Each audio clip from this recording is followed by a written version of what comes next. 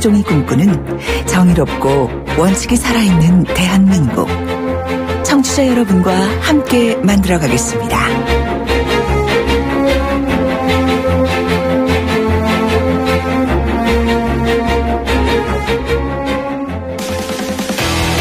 돌려보고 비틀어보는 오늘의 이슈. 이종훈의 뉴스 측면 승부. 네, 오늘의 핫 뉴스 한번 정리해서 지적해 보겠습니다. 이종훈 박사 오셨습니다. 안녕하십니까? 네, 안녕하십니까? 오늘은 어떤 핫 이슈입니까? 네, 니미츠. 항공모함 이름인데요. 예, 맞습니다. 미국 해군 제독의 이름이고요. 예, 맞습니다. 예. 태평양 전쟁을 승리로 이끈 예. 그 유명한 니미츠 제독의 이름을 딴 그 항공모함과 예. 그 전단을 이제 이야기를 하는 건데요. 예. 이 최근까지 그 한반도 주변에 지금 칼 빈슨 전단이 머물렀지 그랬죠? 않습니까? 예. 또 이 일본에서 수리를 마친 레이건 전단하고 네. 함께 합동 또 훈련도 실시하기도 했고. 네. 그런데 이 니미츠 전단이 네. 칼 빈슨 전단하고 임무 교대를 목적으로 지금 한반도를 향해 오고 있다. 예. 네, 그래서 뭐 항모 전단 어찌 됐건 세계가 이 서태평양상에 머무는 예. 이례적인 상황이 좀 전개될 수도 있다. 이런 얘기가 나오고 있습니다. 그 와중에 북한은 지대함 미사일을 쐈습니다. 항공모함 부수겠다는 건가요? 바로 그거죠. 예. 그래서 그걸 상당히 좀 의식한 거 아니냐. 예. 이런 분석이 지금 나오고 있는 건데요. 예. 이 단거리 지대함 순항 미사일로 추정되는 발사체 수발을 이제 쏘아 올린 거 아니겠습니까? 예. 강원도 원산 일대에서 동해상으로 이제 발사를 한 거고. 네. 그런데 이 궤적이 조금 좀 눈길을 끌고 있습니다. 예. 동해상공에서 2차례 정도 선해 비행을 한 다음에 해상에 떠 있던 목표물을 명중시켰다. 네. 이 얘기는 뭐냐면 네. 예를 들어 앞에 산이라든가 섬이 있을 경우에 예. 그걸 돌아가서 그 뒤쪽에 있는 후면에 있는 그 뭐 항모라든가 예. 이런 것도 타격을 할 수 있다라고 하는 거죠. 예. 그런데 그런 걸 하려고 그러면 GPS 시스템이나 항법 장치가 없으면 불가능한 거 아닙니까? 바로 그거죠. 예. 그래서 이 두 개 정도의 중간 지점을 미리 딱 이렇게 입력을 해서 예. 이렇게 딱 이렇게 발사를 한 거다. 예. 그러니까 이거는 사실은 미국 항모 전단에게도 굉장히 위협적이지만 네. 그러니까 우리 해군 예. 함정들에게도 굉장히 위협적이다. 이런 분석이 나오고 있습니다. 예. 그러네요, 진짜. 예. 오늘 문재인 대통령이 NSC 국가안보회의 직접 주재했습니까? 네, 그렇습니다. 뭐 오늘 한 6차례 정도 네. 사전 보고를 받았고 네. NSC 전체 회의 소집을 지시를 했고 직접 또 이제 주재를 한 건데요. 예. 지난번에 이제 그 취임 초기 네. 한번 직접 주재한 적이 있지 않았습니까? 그 중간에는 하질 않았습니다. 그런데 이번 같은 경우에는 그 사실은 탄도미사일보다는 순항미사일이 우리에게는 조금 더 직접적인 위협이 될 수 있다. 방금 말씀해 주신 것처럼. 예. 그런 그 판단을 내렸다 그러고요. 예. 그래서 이번에는 좀 대통령이 직접 주재를 해야 한다 이렇게 판단을 내렸다고 합니다. 예. 주재를 했으면 메시지가 나왔겠죠. 네, 그렇습니다. 그러니까 북한에 대해서 굉장히 강력한 메시지를 내놨습니다. 네. 뭐 늘 하는 얘기긴 합니다만 예. 북한이 도발을 통해 얻을 수 있는 것은 국제적 고립과 경제적 난관뿐이다. 그리고 우리 정부는 국가의 안위와 국민 안위에 대해서 한 발짝도 물러서거나 타협하지 않을 것이다. 네. 이런 얘기를 했고 또 군의 군사적 대비태세를 갖춰달라 이런 얘기도 했고요. 네. 또 이 여야가 따로 있을 수 없으니 여야 모두 좀 힘을 합쳐달라 이런 당부의 얘기도 오늘 했습니다. 네. 한미동맹 이야기도 했겠죠. 그렇죠. 한미 정상회담이 이제 조만간 열릴 예정이니까 네. 거기서 한미 동맹을 기조로 해서 이제 안보를 지켜나가겠다라고 하는 점도 다시 한번 강조를 했죠. 제가 누차례 방송에서 얘기했습니다만 한미 정상회담을 잘 들여다봐야 된다.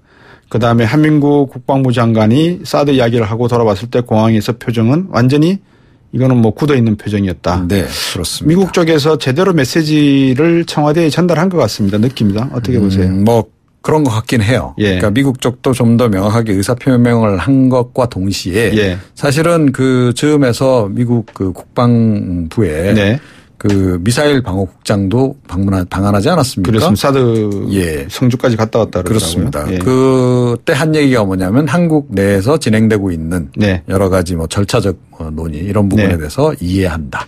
라고 한 발언을 했거든요. 이해한다 그랬지만 안 하겠다는 소리는 아니잖아요. 예, 그렇죠. 그래서 그 얘기는 뭐냐 하면 미국이 그런 정도 의사표현을 공식적으로는 하고 하지만 이제 이거 이제 물러서진 않겠다라고 하는 것도 어느 정도는 이야기를 한 거 아니겠느냐. 네. 다른 경로를 통해서. 그렇겠죠. 이런 얘기가 좀 흘러나오고 있습니다. 저는 뭐 거의 한 100% 미국 쪽은 사드를 진행한다. 네. 한국에서 말리든 말리지 않든 우리는 원래대로 한다. 이 메시지가 청와대에 전달되었다라고 저는 100% 확신합니다. 네. 남북한 관계가 그러면 이제 경색 국면으로 들어가겠어요? 뭐 어차피 지금 경색 국면 아닙니까? 네. 그런데 이제 문재인 대통령 집권 이후에 네. 사실은 이 북한 주민 접촉 신청을 무려 15건이나 그 승인을 해주지 않았습니까? 아, 그래서 예. 민간 차원에서라도 예. 어찌됐건 좀 물꼬를 터보기 위해서 굉장히 이제 애를 썼는데 네. 예, 북한이 결국 우리에게 보낸 메시지는 계속해서 미사일을 쏘는 그러니까 압박만 하고 있는 이런 형국이 지금 된 거 아니겠습니까? 네. 게다가 또 우리 쪽에서 신청한 그 북한 주민 접촉 네. 관련한 그 부분을 다 거절을 해버렸어요. 북한 쪽에서요? 예, 그렇습니다. 그래서 뭐 이렇다면 북한의 의도는 뻔한 거 아니겠느냐. 네. 그러니까 문재인 정부를 당분간 좀 길들이게 하겠다. 예, 이런 의도로 좀 읽힙니다. 길들이기. 예. 미국과의 입장에서 난처한 입장에 빠져 있을 수 있는 한국 정부에 대해서 북한도 미사일을 뻥뻥 쏘대면서 미국에다가 더욱더 힘을 실어주고 있는 미국의 기염을 받고 있는 그런 상황. 결과적으로 이제 양쪽으로부터 다 지금 압박을 상당히 받고 있는 그런 형국이 돼버린 것 같습니다. 예, 그렇군요. 재미있는 국제관계 말씀드렸습니다. 오늘 감사합니다. 네. 시사평론가 이종훈 박사였습니다. 청취자가 묻고 박 박사가 전한다. 방송을 들으시면서 궁금하신 사항은 문자 메시지로 보내주세요. 샵 0945번, 우물정 0945번으로 짧은 문자 50원, 긴 문자 100원의 정보 이용료가 있는 문자 메시지로 보내주시면 박 박사가 꼼꼼하게 읽고 인터뷰에서 대신 질문해드립니다. 오늘 들으신 인터뷰 방송은 YTN 라디오 곽수종의 뉴스 정면 승부 홈페이지나 팟캐스트, 팟빵을 통해 다시 확인하실 수도 있습니다.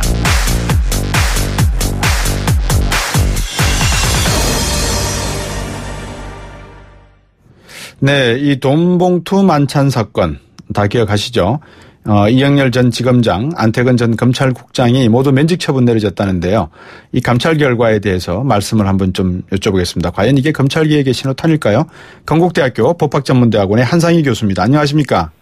안녕하십니까. 반갑습니다. 예, 반갑습니다. 이 면직 처분이라고 하는데 면직 처분이 어떤 내용입니까? 어떤 걸 말하는 겁니까? 그러니까 그 검찰직을 그만두라는 그런 거죠. 예. 사실 뭐 우리 검찰의 경우에는 파면 처분은 이제 그 징계라든지 뭐 그런 것이 있어야 되는 것이고요. 네. 면직은 그러니까 감찰 결과에 의해서 예. 그 업무 수행했던 것이 그 검찰로서의 그 어떤 윤리에 어긋난다, 직무 윤리에 어긋난다라고 했을 때 네. 이제 인사권자가 내리는 처분이라고 봐야 되겠죠. 아, 예. 원래 이게 면직 처분이라는 게 이 인사 규정상에 없는 내용인 것 같아서요. 제가 여쭤봤습니다. 그렇죠. 네. 네. 이 지금 줄줄이 자천 인사다 뭐 이렇게 해석이 되고 있는 것 같습니다만 내부 검찰 내부 조직은 어떻게 받아들이고 있습니까? 제가 보기에는 뭐 충격적이라는 그런 그 표현도 있긴 합니다만은 네. 뭐 예상했던 건 아닌가 싶은 생각이 들기도 합니다. 예. 왜 그러냐면은 그동안 그 촛불 집회를 통해서 검찰에 대한 그 촛불 시민들의 그 단죄라 그럴까요? 네. 검찰 조직을 이대로 내버려둬서는 안 된다는 그런 시민들의 의지가 모아졌던 것이 사실이고요. 네. 바로 그게 이제 대통령 탄핵이라든지 또는 이제 그 대통령 선거 과정에서 명백하게 드러나 있었거든요. 예. 뭐 그렇게 본다면은 검찰 내부에서도 어느 정도 예. 자신들이 환골탈퇴할 수 있는 그런 그 계기들을 찾아야 될 것이고요. 예. 이제 그 과정에서 일어나는 하나의 뭐 에피소드 정도로 받아볼 가능성이 많고. 네. 그 우병우 조직 라인을 좀 이렇게 솎아내기 위한 그런 내용이다 뭐 이런 시각도 있는데 뭐 어떻게 보십니까? 제가 보기에는 뭐 예. 우병우 라인이 어떻게 구성되어 있고 하는 것은 중요하지 않다고 생각합니다. 예. 오히려 우리 검찰의 그 어떤 조직 문화 속에 들어가 있는 네. 어떻게 보면 뭐 인맥을 관리한다든지 네. 그런 인맥을 관리하는 과정에서 특수활동비라는 200억이 넘는 돈이 사용된다든지 네. 그리고 이 과정에서 뭐 어떻게 보면은 그러니까 충성하고 그 조직 논리에 따라서 이 법을 그 남용하는 뭐 이런 그 검찰이 잘못된 비리한 그 조직 문화들 예. 뭐 이런 것들을 털어내는 게 오히려 더 중요한 의미를 가진다고 봐야 될 것이고요. 예. 바로 그런 점에서 이번 그 감찰 결과는 어떻게 보면은 반쪽짜리 그 감찰에 지나지 않는다는 비판을 가할 수도 있을 것 같습니다. 아, 왜 그렇습니까? 문제는 이제 예상보다는 징계수위가 높았다고 이야기는 하긴 합니다만은 예. 사실 중요한 거는 몇몇 인사들을 내치는 그게 아니라 오히려 이제 우리 검찰 내부에서 이제 인맥을 중심으로 해서 조직 문화가 어떻게 형성되고 있는가 예. 또는 검찰을 감시하고 견제해야 될 법무부와 예. 이 검찰의 어떤 커넥션이 어떻게 연결되어 있는가 예. 이런 것들을 드러내고 이 과정에서 이제 특수활동비가 사용되는 그런 경로라든지 예. 이런 것들을 명명백백하게 드러낼 필요가 있었거든요. 예. 그런데 이번 검찰은 그런 것들은 전혀 드러내지 않고 오히려 특수활동비 사용은 적정했다. 그런 판단까지 내리고 있는 거 보면은 네. 그러니까 검찰이 활용을 탈퇴하기 위한 하나의 계기로서의 감찰이 아니라 예. 단순히 사건이 터지니까 그 사건을 뜯기에 급급했던 그런 감찰이 아니냐. 바로 그런 점에서 법무부라든지 또는 청와대는 다시 한번 이 사건을 좀 제대로 진실을 규명하는 이런 작업들을 벌려야 될 필요가 있지 않는가 싶은 생각이 듭니다. 원래 문재인 대통령이 이 건을 조사하라라고 조사하라 그랬는지는 정확한 워딩은 제가 모르겠습니다만 들여다봐달라라고 이야기했던 내용은 수사까지도 포함하는 어떤 개혁적인 마인드가 아니었을까 싶었는데 방금 말씀을 듣고 보니까 자체 감찰 규정하고 법리에 따른 자체 판단 정도로 끝내고 면직 처분 내려서 사직서 받아서 명예롭게 퇴직시켜 주자.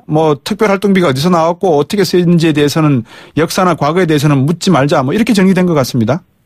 네, 이제 그 부분이 제일 큰 문제죠. 네. 사실 그동안 촛불 집회에서도 많은 이야기가 나왔듯이 네. 그동안 우리 정치 영역에서 쌓였던 적폐라는 것의 중심에 네. 검찰의 잘못된 검찰 사무 수행이라는 그런 사람들이 있었거든요. 예.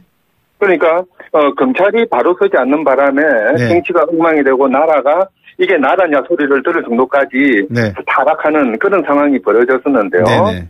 이번 돈봉투 사건은 네. 바로 그런 검찰의 내부적인 적폐 네. 그것을 드러내는 상징적인 사건이거든요. 네. 바로 이제 그런 점에서 아마 문재인 대통령도 이 사건에 대해서 특별한 관심을 표명했던 것 같고요. 네.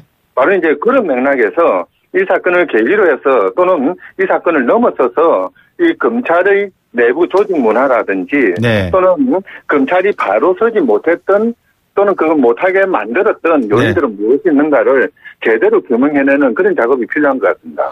이게 검찰 개혁이 어떻게 보십니까, 교수님? 가능하다고 보십니까? 당연히 해야 되는 거죠. 그거는 시대적인 과제이자 당이고요. 예. 문제는 어느 수준까지 어떤 경로를 통해서 할 것이냐. 네네. 그리고 이제 검찰 개혁의 주체를 누구로 할 것이냐. 예. 이런 것들이 남아 있는 것 같은데요. 예. 실제 지난 겨울 봄 계속 나오면서 검찰을 해야 된다는 요구는 예. 엄청나게 강했거든요. 예. 이렇게 국민들이 검찰 개혁에 대해서 한 목소리를 내고 있고 또 네. 대통령이나 청와대가 그런 부분에 대해서 잘 알고 있는 이 현 상황이라고 한다면은 예. 저는 검찰 개혁은 100% 완전하게 되지는 않는다 하더라도 상당히 실질적으로 이루어질 가능성은 많다라고 봅니다. 예.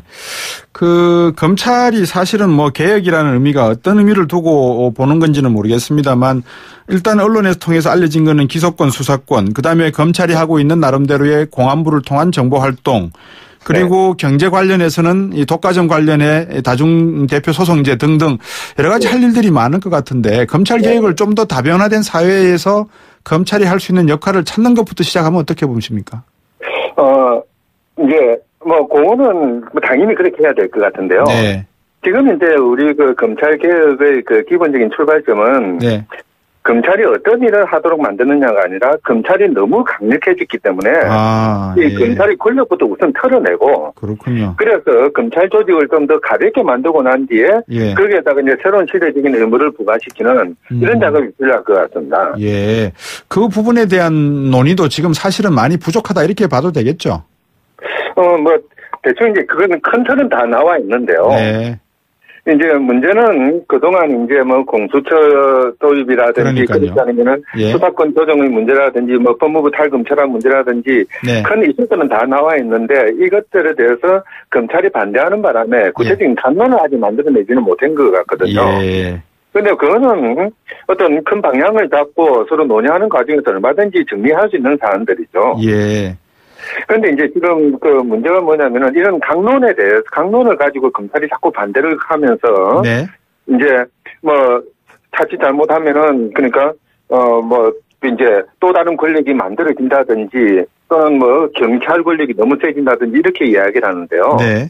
사실 그런 논의들은 대부분 보면은 개꼬리가 개몸통을 흔드는 격이 돼버리고 있거든요. 예.